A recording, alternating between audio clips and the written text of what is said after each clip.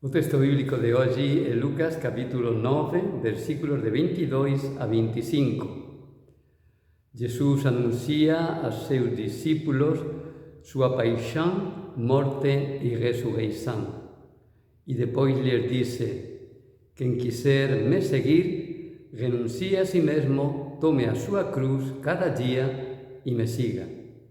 Porque quen quiser gañar a súa vida, vai perdela, e quen perder a súa vida por min, vai salvala. E conclui dicendo: de que adianta ao home gañar o mundo inteiro se se perder e destruir a si mesmo? Esta proposta que Jesús nos fai no texto de hoxe está moito de acordo con o espírito da Cuaresma do cual falábamos onte. Cuaresma é conversão, mudanza de vida. E Jesús nos propõe neste texto unha mudanza radical. Pasar da cultura do benestar que o mundo nos apresenta á espiritualidade da renuncia, proposta por Jesús neste texto. O mundo nos convida a gañar. E Jesús, en esta proposta, nos fala en perder. Qual das dúas opções nós vamos aceitar?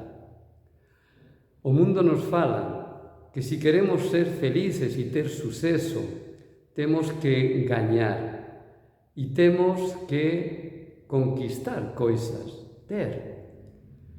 Tendo e gañando seremos felices.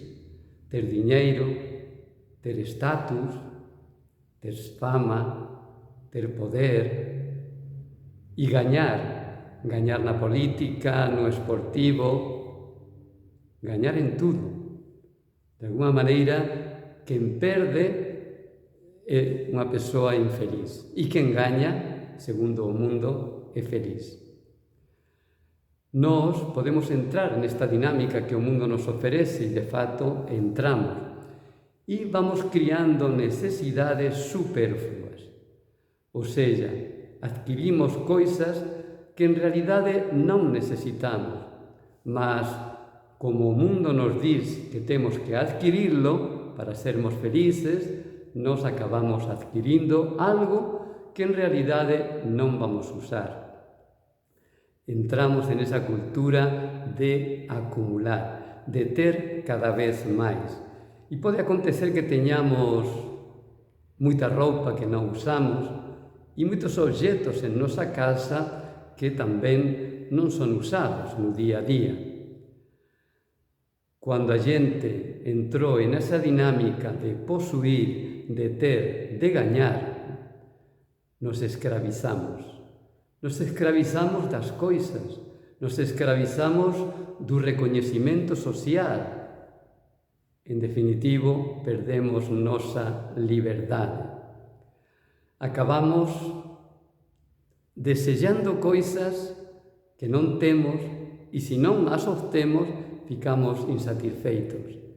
Iso nos escraviza e nos fai ser persoas dependentes. A proposta de Jesús é libertarnos de tudo iso, libertarnos a través da renuncia. Renunciar a aquilo que sabemos que non é necesario para a nosa vida.